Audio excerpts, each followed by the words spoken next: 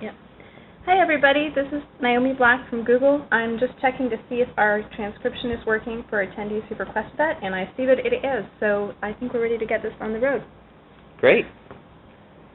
Thank you everyone for joining today. This is the Google Apps team, and we're happy to be joined by Naomi Black on our accessibility team, Jeff Harris on our Docs team to discuss some of the accessibility improvements that we have recently released. And without further ado, I'll pass it to Naomi.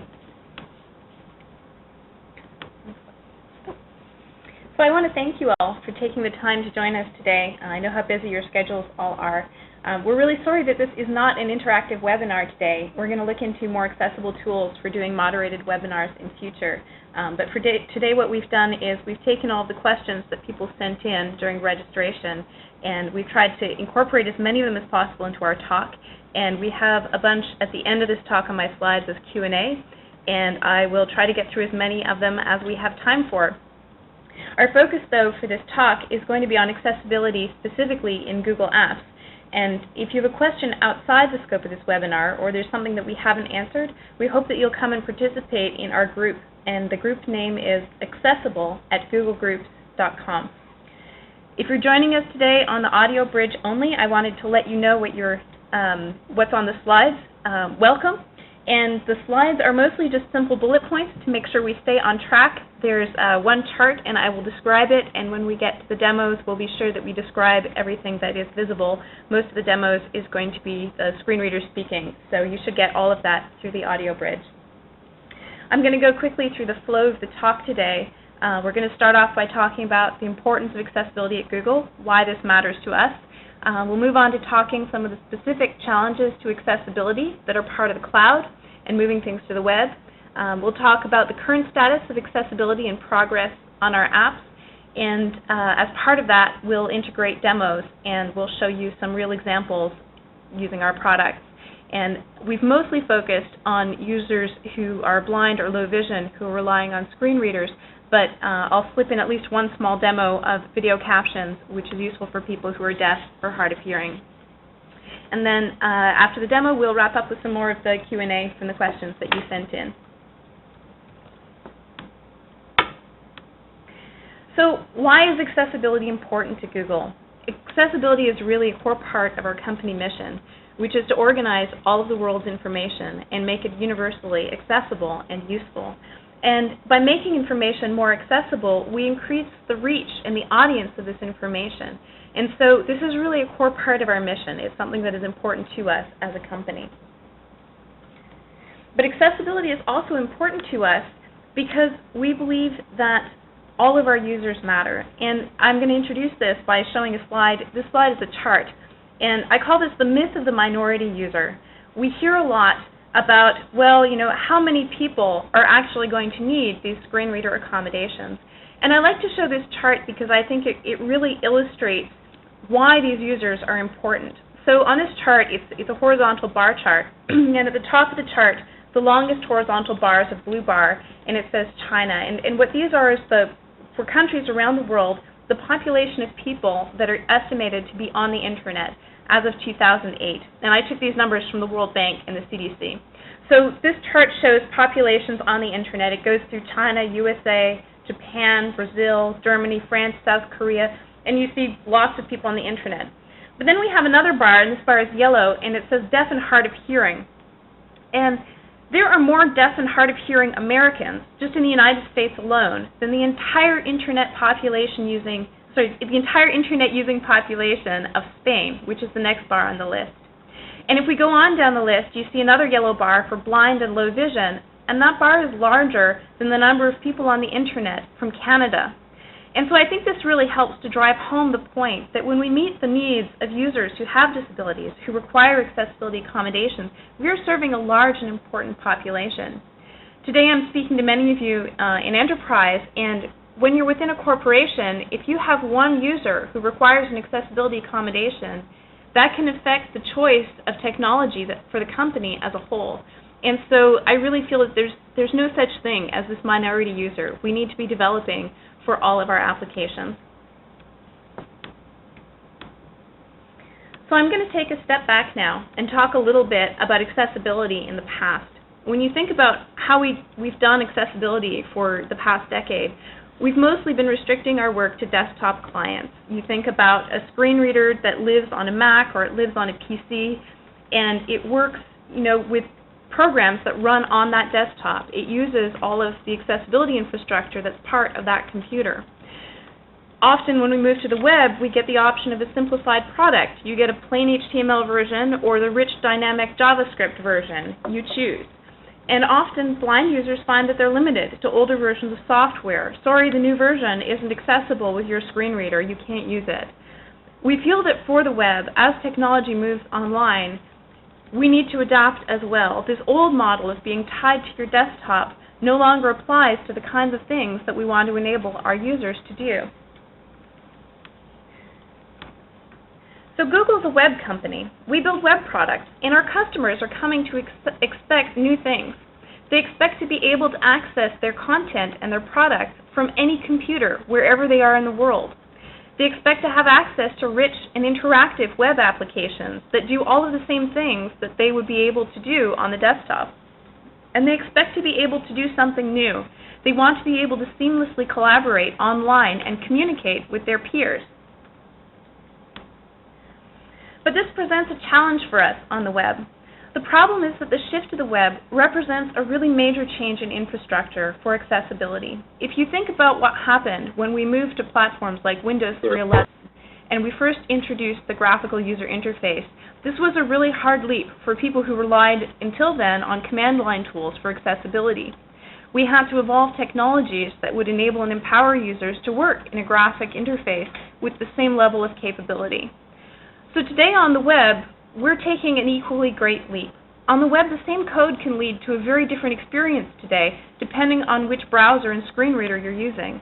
We have web standards for accessibility, such as ARIA and provisions in HTML5, but they're evolving. At the same time, users don't care about this. They want accessible dynamic web applications today, and desktop-based solutions are not meeting their needs when the products are in the cloud. So what are we doing about this? This is an issue that Google cares about passionately because we believe that the future of collaboration is on the web. We're addressing this in two areas. First, we've introduced Chromebox, which we think of as a screen reader for the web. Now, if you're using one of our Chromebooks, it's actually the built-in onboard screen reader. Everything that you can access with your Chromebook can be read to you through Chromebox. But it's also available as a Chrome extension, so developers can test accessibility in their applications without having to invest in costly software. It's also a piece that integrates with other screen readers to help bridge that gap between where browser technologies are today and what the desktop screen readers are expecting. Chromebox is open source. We're doing all of this work and we're publishing it in the open because we really think that by collaborating together with other vendors and other people in this space who are experts on accessibility, we'll be able to evolve the state of accessibility on the web faster. The other area that we're working on is an improvements to Google Chrome. Chromebox is a screen reader, while Google Chrome is the browser. These are the two pieces that we really need to make web content fully accessible. In the past year, you've seen some significant improvements to Google Chrome. If you go to our website, which is at google.com/accessibility, you'll find links to vPaths for Chrome, where we document specifically how this works. So in the past year, you've seen increased JAWS support and increased voiceover support for working with Google Chrome. And again, we're making all of these fixes and changes available as open source so that other browsers and other technologies can learn from and adapt and extend them. In the past year, we've launched a Google-wide commitment to meaningfully improve the accessibility of all of our web products in modern browsers and screen readers. And we've also pursued advisory relationships with advocacy groups. We're working with blind consumers to send them early versions of our products to get feedback from them so we can make things not just work, but work really well. So we're going to move into the demo portion of this talk. And before I do that, I'd like to introduce Jeff, and he's going to lead us through most of the next slides. So Jeff, are you on the line? Yeah, Naomi, can you hear me now? Yes, fantastic. Okay, so we're going to hand over to Jeff, and we're going to start drilling down into our products and doing some demos. Hi, everyone. My name is Jeff Harris. I'm one of the product managers that works on Google Docs.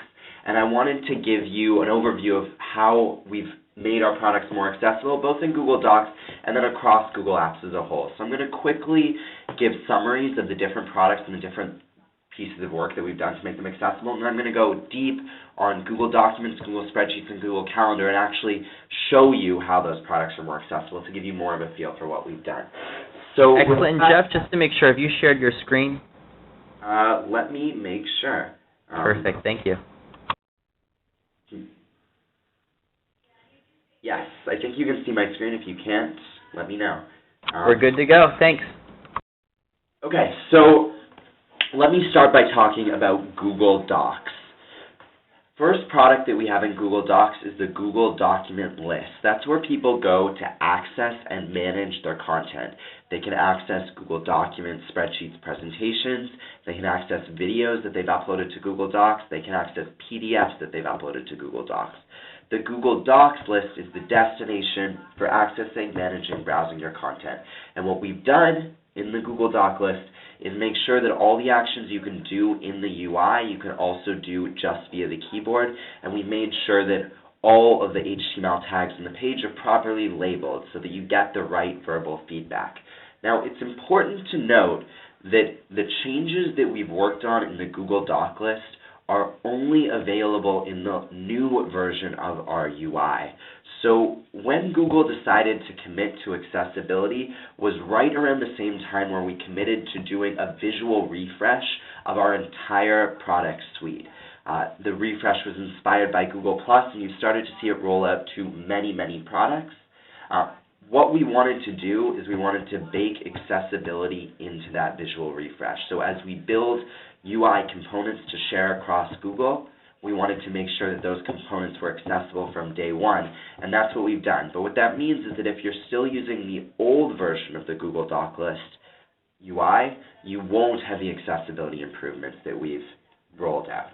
So the best thing to do is you can go to the Settings page in Google Docs and opt in to use the new UI, and we have more instructions on how to do that in the Accessibility Help Center article. So that's Google Doc List. Google Documents, which I will show you in one sec, what we've done there is we've made sure that with screen readers, editing, navigating, reading is all fully accessible. We've added a ton of new keyboard shortcuts.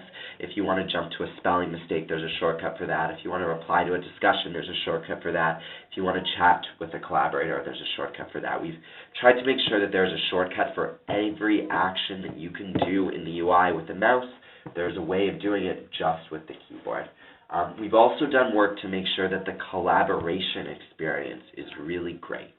So specifically, if a collaborator enters a document, we will tell the screen reader that that event has happened. If someone chats with you on the side of the document, the screen reader will speak the contents of that chat.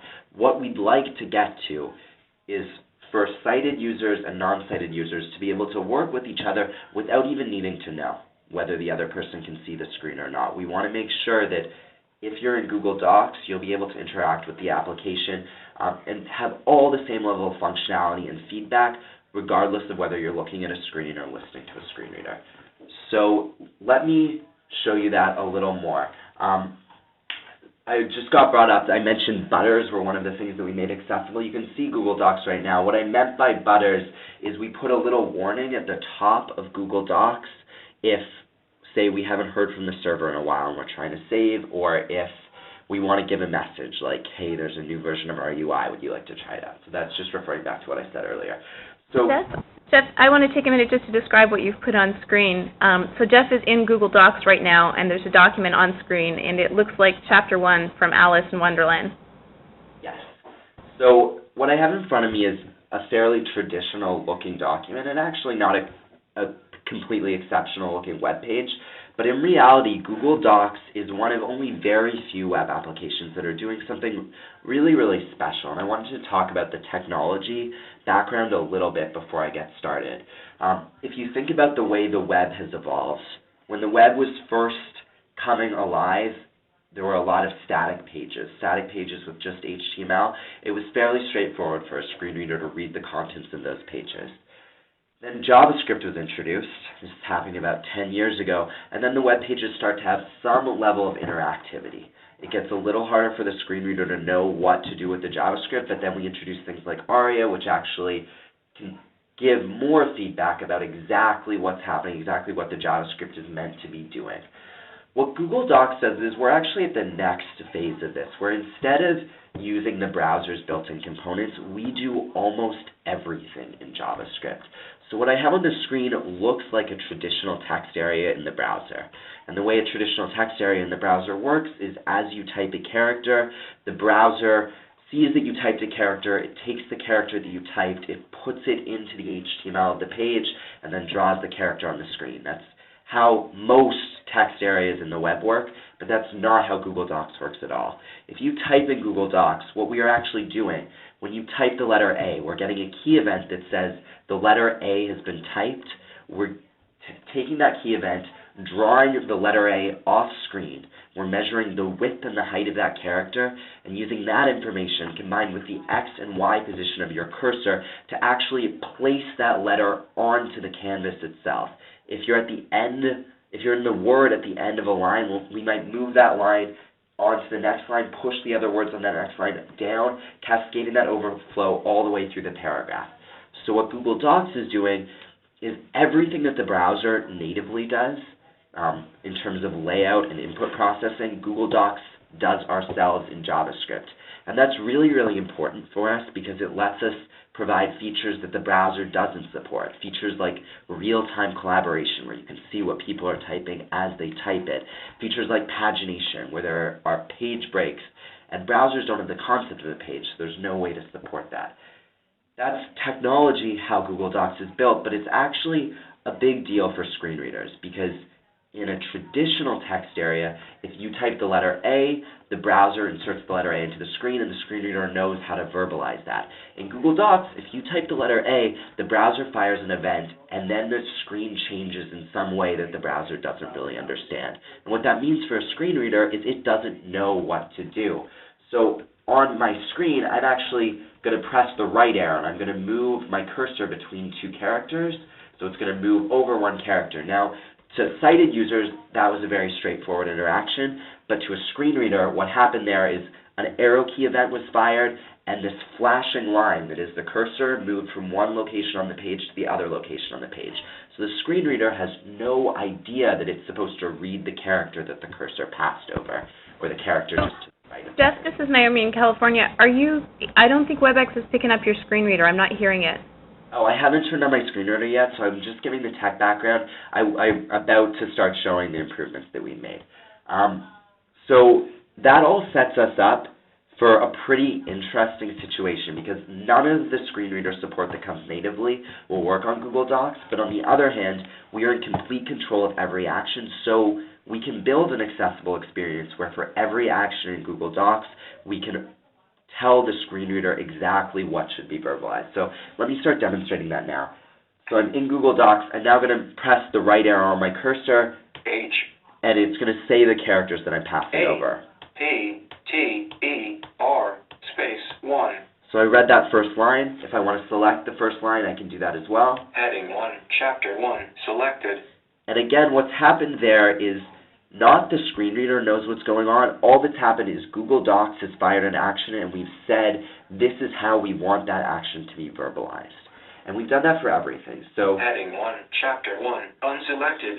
I unselected the text. I'm going to press return to create a new paragraph. New line. I'm going to insert a table. I'm doing this all just via the Application keyboard. menu, edit, expanded, view, expanded, insert, expanded, So format, expanded, has pop-up tools, table, expanded, insert table, I'm right in the pointer, has pop-up table order nine. menu. So now I'm in the table menu. I just navigated through our menu bar just with my keyboard. 0x1, I'm going to insert 2x2, a table. 2x2. 2x2 table inserted. So again, you see that I did an action purely with the keyboard, and Google Docs described how that action should be verbalized. So this is really, really important for the screen reader experience. What I'm showing you right now is in Chromebox, where the experience is the best because we made sure that there are all the APIs we need. But what I have here should also work in JAWS and in the latest version of VoiceOver on Mac OS X Lion. So Wait, Jeff, hang on, this is Naomi. I think you should explain something. What computer are you actually using to do your demo from? Yeah, that's a great point. So I'm using Chrome on Mac with the Chromevox extension. So when we built Chromevox, we wanted to make sure that it would work on all of our platforms. So we've baked it into Chrome OS, and we also have experimental extensions for Mac and Windows. So I'm using the Mac version of that extension. Okay, so let me go on. So that's Google Documents. Let's talk a little bit about spreadsheets. So Google Spreadsheets, there's a very similar story, where we've taken every point of the navigation of a spreadsheet and made sure that it's properly verbalized, and we've added a ton of keyboard shortcuts. Let me show you what I mean. So I'm back in Spreadsheets. I'm going to turn on my volume again, and I'm actually on a spreadsheet that has a list of wines. So what I'm going to do now is I'm going to navigate through the spreadsheet, and as I move to a cell, it's going to say the cell location as well as the contents of the cell. So I'm going to press the down arrow. E14 Rioja, ES. So it read that that cell has the contents Rioja, ES. I'm going to press the right arrow and go over the year for this wine. F14 2006. I'm going to press the right arrow and we'll hear the rating. G14 5. The price. H14 $19.99. I14 The size. 375 ml. J14 3.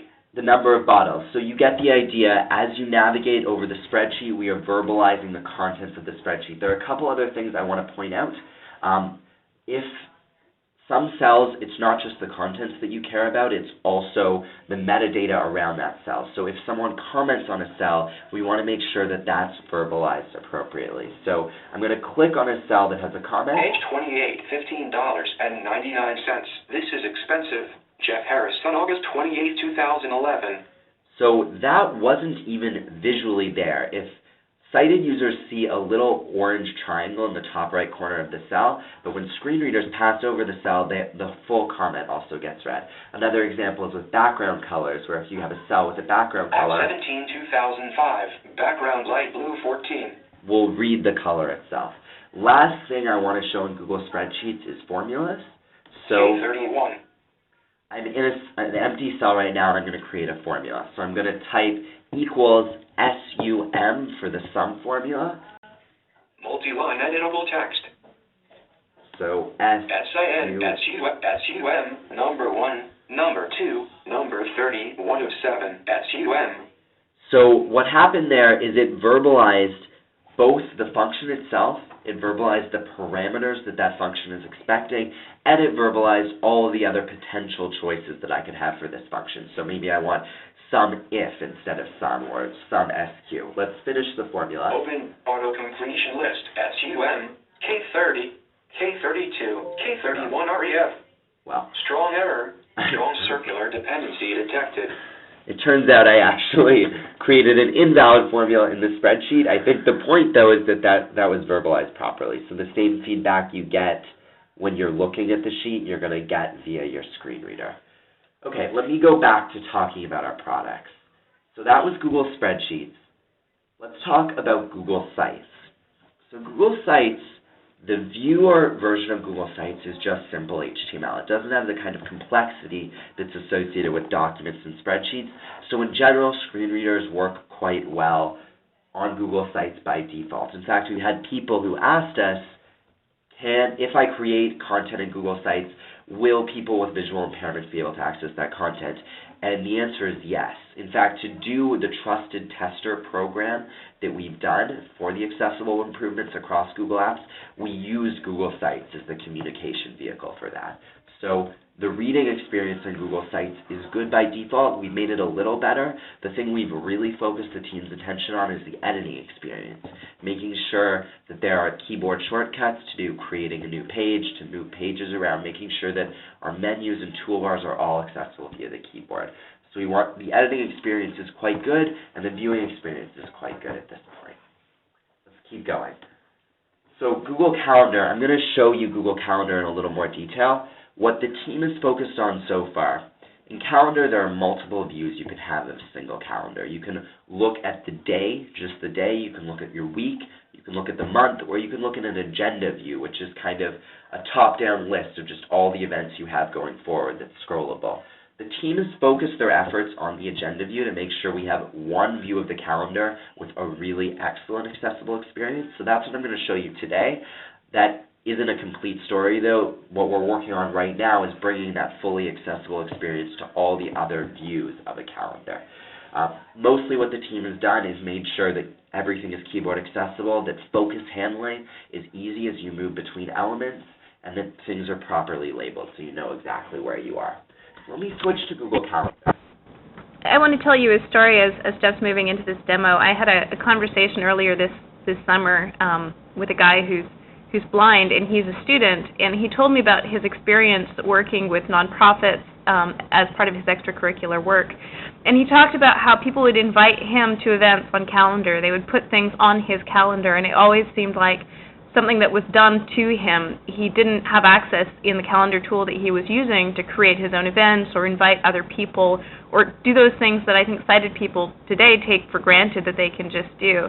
And that story that he told me about, having agency and control over what was on his own calendar really struck me. And so I'm really excited about the features that we've added in Calendar. So Jeff, you've just popped up Calendar on the screen. It looks like regular Google Calendar with a bunch of events on Wednesday 9/21. And what are you going to show us? This is actually my calendar. I hope there's nothing too confidential on it. What I'm going to show you, I'm going to start by pressing the A key just to switch into the list view. Table. 1 September 21st link. So now I've switched into the agenda view of my calendar, and it's read the place where the screen reader has focus, which is the current date, September 21st. What I'm going to do now is I'm going to start navigating through the fields in this calendar, and you're going to hear verbal feedback as I do that. So just using my standard screenboard next item navigation. All day. I moved to describe the length of this event. Now let's hear the title of the event. Send Gene or Peer bonus. All day. Button collapsed. That's a reminder that I have to give a present to someone that I work with. We're now going to hear metadata about the event itself. This event has reminders. This event is private. Okay, so that's the history of that event. I'm going to keep going, and I'm going to keep cycling through my calendar. Not yet responded. The next event doesn't have a response. 11:55 a.m., 12 o'clock p.m. That's the time of the event again. Asterisk stand up, 11:55 a.m., 12 o'clock p.m. Needs action. Button collapsed. That's what the event's called. If I want to expand the event, I We're can do now that. seating area map, calendar, KMARKMAN at google.com, who, KMARK. So I'll cut it off before it reads the whole thing, but what happened there is I had the event selected, I pressed enter to expand the event, and then the screen reader began reading all the details of the event. So that's browsing your calendar. You can also create events purely with the keyboard. I won't show that in this demo, but it's all keyboard accessible. If you press C from any screen in Google Calendar, it will go to the creation dialog, and you can actually navigate through that dialog purely with a screen reader. So that's very exciting. The experience is quite good. Let me finish description of our products. Let's talk quickly about Gmail. So Gmail, what we've done, it's in a similar place to the Google Doc list where it was in the midst of a very large UI rewrite. So the focus of our accessibility improvements have been into the new Gmail UI. What we've done is we made sure that everything is accessible, so things are labeled as you're moving through them. We made sure that just via the keyboard you can do all the actions that you want to do. We've also... And I want to, Jeff, can I take a minute to explain? A lot of people asked us why Gmail wasn't part of the big blog post announcement that we made about a week ago, and I wanted to answer that quickly. We really felt that with Docs and Sites and Calendar, we had taken a huge leap in accessibility, and so we really wanted to draw attention to that. For Gmail, I think we have a number of options today that are working really well for blind users. You have the ability to use a client on your desktop through sync with, for instance, Outlook. We had IMAP support, and a lot of people prefer to use their mail that way. We also have the Gmail basic HTML view that some people are using.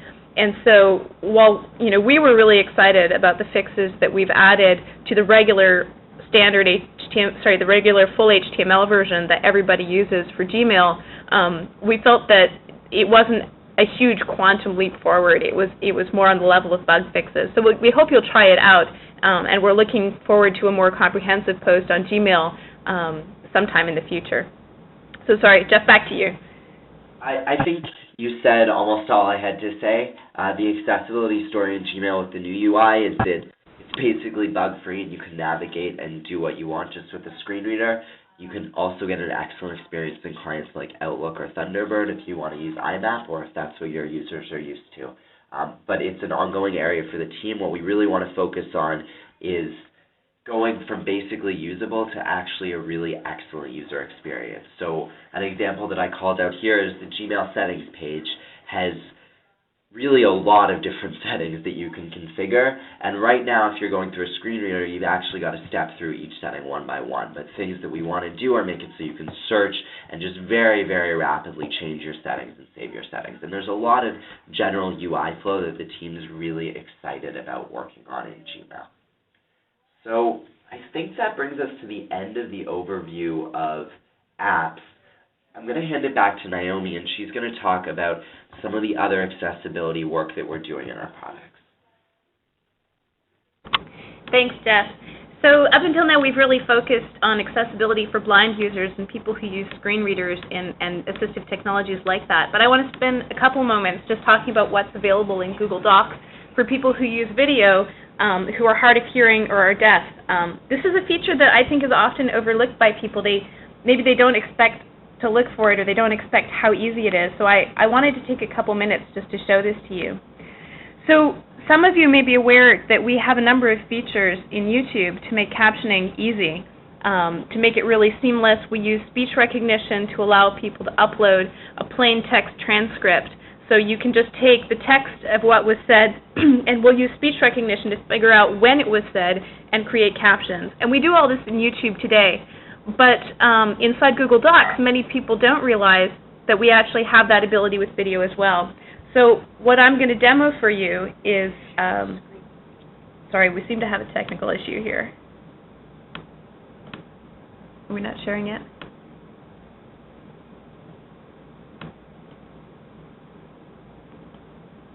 I think we're there. Okay. Let me get back into your... So this is good. So is this sharing? Can you all see it? Okay, yeah. Great. So I'm sharing my desktop. So here I am in Google Docs. I'm on my fake demo, naomi@naomidemo.com. I'm logged in. And here in my document list, you can see that I have the presentation that I'm giving today. Oh, I don't really want to open it. Let me close that again. I have the presentation that I'm giving today, and I have a video here called Working at Google London, Tim Software Engineer MP4. So I'm going to click on this, and I'm in my doc list here. I'm going to click on it, and I'm going to play it just so you see this video today has no captions. So here we have a video of Tim, who's one of my colleagues in London. If I hit play, the video player, and it looks just like the YouTube player, except it's built into Google Docs, which means this is private. It's only shared with people within my organization or people that I've explicitly shared it with. So if I play the video... 20% time is a fascinating concept. So here we have Tim talking about his 20% time. I have a CC button in the bottom right corner. If I click on it, nothing happens because I don't have any captions on this video. But if you have colleagues who are deaf or colleagues who are hard of hearing, or even here at Google, this happens quite frequently, we hire many people who are second language speakers of English. And their email is very strong. They have great English literacy. But spoken English is more difficult for them. And so if we have an important video that we're sending out, we want to make sure that it has subtitles so that everybody can understand it equally. So I'm going to go back to my doc list in Google Docs, and I'm going to show you how I add captions. So if I do a right-click on it, in the menu of things that I can do, I can manage caption tracks. And actually, before I do this, let me show you what my transcript looks like. I've downloaded this previously. I hope you can all see. Can you see I'm sharing that? Let's make the font size bigger. So So when I say a transcript, this is what I'm talking about. And you can see if I change the size of the window that this is just a bunch of text with one or two line breaks. This is just the words that Tim was speaking typed out. And for people who are at universities or who are in government, often many of them are using cart transcription, just as we are today. So they already have a transcript for a lot of the video that they're producing. So I take this transcript, which is just a simple ordinary text file, and I'm going to go over here and I'm going to add it in Google Docs. So I'm going to right-click and I say Manage Caption Tracks, and it says, okay, Upload Caption Track. I click on Upload Caption Track. There's a Select File link. I click it, and I go find, where is that? Here we go, transcript, tim@google.text. So I find that text file and I open it, and I give it a name. Let's make the name of this track Webinar, just so I remember what it is. And when I'm ready, I click Upload, and it goes off and I get a progress bar as it's uploading. And what it's going to do now is it's processing it. You see there's a little text that says processing with 3 dots. What it's doing is it's taking that text file and it's sending it to our speech recognition, and our speech recognition is listening to the video and trying to figure out for every one of those words in the transcript, when were those words spoken, and it's going to create a file that I can use as a caption file. So let's see if it's done. I'm going to go click on the video, open it. If I'm lucky, it'll finish in time for me to show you for this webinar. Otherwise, we might have to come back after the Q&A. But let me try it. So I'm going to hit play. 20% time is fascinating. Oh, it's not quite done. So what I'll do actually is I'm going to go back to the Q&A. Oh, has it just popped up? Let me try refreshing. Maybe we've got it. So I'm going to refresh my video. And this typically takes about 60% to about 120% of the total runtime of the video. We can handle anything up to about 60, 90 minutes, even I've seen some that worked out. It depends a lot on the quality of the audio. But a lecture is actually no problem, and we do this for internal company meetings. 20% time is a fascinating concept. Before I joined Google, so I just click the CC button, and I see a little spinner. I love doing these things live on the fly. Okay, it's not quite there yet. So I'm going to go answer a couple questions, and then we'll come back to this. So let's go back into presentation mode. Why is this not? I have to start presentation. Okay, let's see. Where were we in our slides? We did our demos. Gmail, live demos, video captions. Here we are, Q&A. Okay, so we have about 15 minutes left on the talk. I'll see how many of these I can get through, and then we will close with a list of some resources that you can look up. So Q&A. So one of the questions, is there any plan to make Google Apps W3C compliant? I've been told that Google had to create its own standards because of the dynamic nature of the content, but WCAG does state that dynamic content should be accompanied by an equivalent accessible alternative. Sorry, I just need to take a glass of water. One moment.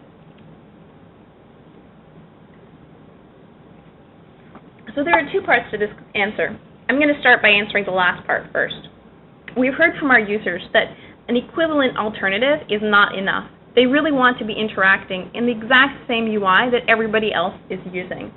We've seen this, for instance, with Gmail's standard and web views. Users want the same features and the same functionality. They don't want to have to go to a special, different site. So we're really committed to making our applications accessible in the browser with the same experience for everyone. How we're doing that today is through techniques like ARIA and HTML and JavaScript. To answer the second part of the question about W3C and WCAG compliance, it is possible for a site to be totally compliant and yet inaccessible because some workflow detail was left out and ignored. Our goal is really to focus first on the needs that the users have. We want to do extensive usability testing with users who are blind and who have vision impairment to make sure that what we're doing meets their needs. And when we're deciding which areas to address first, we're focusing first on the areas that are causing the most pain. But over time, we're confident that this is going to align well with goals like WCAG. So next question. Some discussion of how testing verification of accessibility improvements was completed would be useful. So we worked with the CAPTCHA group. They're recognized experts in this field when we went to develop our test plans and our VPAT documents. We're also carrying out extensive testing with blind users as part of a field trial. And actually, this is probably a good time to mention that we're actively seeking Google Apps schools who are interested in participating in the next phase of our field tests around screen reader accessibility. So if you'd like to participate, please do contact your Google rep for more information.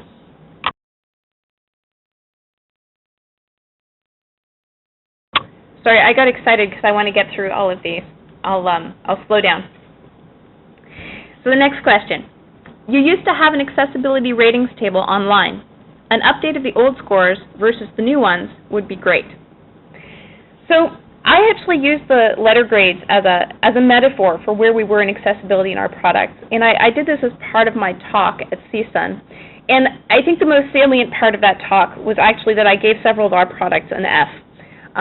Going forward, I feel that we've made significant improvements, and the letter grades are maybe less meaningful to us. What's important to us is how this is working for our users. We want to hear from you how well our products are meeting your needs, and so we're very interested if, as part of your school or your corporation, if you're coming up with an assessment of how well our products meet the needs of your users with disabilities, we'd love to hear from you so that we can perhaps share that information and that we can record things as bugs that we can then fix more quickly. As far as recommendations from us as to the accessibility of our products, I would say the VPAT documents, which are available on google.com/accessibility, are probably the most up-to-date and current source of information. And if you go take a look at them, you'll see that we're updating them regularly. In fact, all of them have been updated within the past few weeks. So the next question. What are the workarounds for the known accessibility issues, and what help documents are available to alert faculty or staff who are using inaccessible apps? How can we prepare them if an accommodation is needed? So again, I want to direct you to our website, which is www.google.com/accessibility. And for specific questions about how a user interacts with our products, I'd recommend that you go look at the products section of that site. And under the product section, you'll find specific links to all of our help centers where the information on keyboard shortcuts and using screen readers and all of those things that individuals are going to need to accomplish particular tasks will be available. Next question.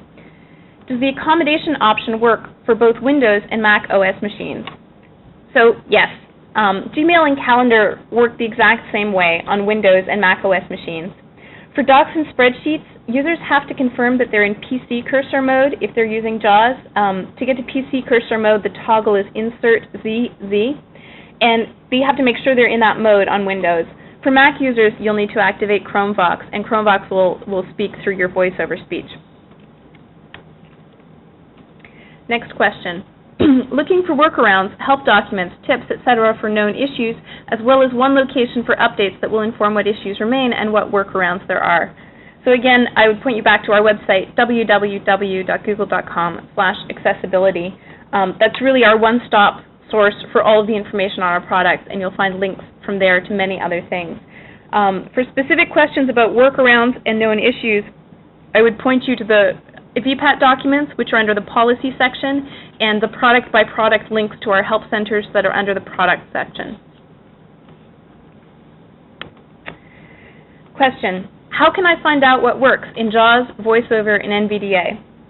So our current help pages provide specific information on a task-by-task basis. For instance, if you look in the screen reader instructions, you'll see a note that says, if you're using JAWS, do this. And we're recognizing that there really seems to be a need for a view into this from the specific point of view of a user in a particular screen reader. So we're really looking at this, and we hope we'll have some kind of matrix document to share with you soon. I do want to talk about NVDA specifically. We really feel that we have some more work to do before we can provide a solid experience in NVDA. The improvements that we've made using ARIA, we think that will really help in NVDA, but if there are specific issues that you're encountering, we'd really encourage you to file bugs or raise issues on accessible@googlegroups.com so that we can make sure that they're tracked and either follow up with our developers or send them on to NVDA.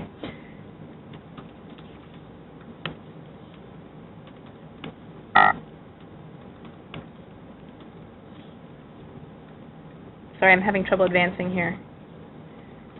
Okay, there we go. How well does Google Docs work with Windoweyes and Zoomtext? Do all users have access to everything? So Windoweyes ARIA support is still developing. Much like NVDA, this is one of the technologies that we're hoping to better support over time. Our primary focus for back to school has really been on screen reader support and full keyboard access, but we think that these improvements should also significantly improve the experience with other assistive technologies such as screen magnifiers like Zoomtext. But if you're coming across specific issues with a screen magnifier, we'd really like to hear about them. There's either a feedback link on google.com/accessibility or bring them up with us in the Google Group Forum.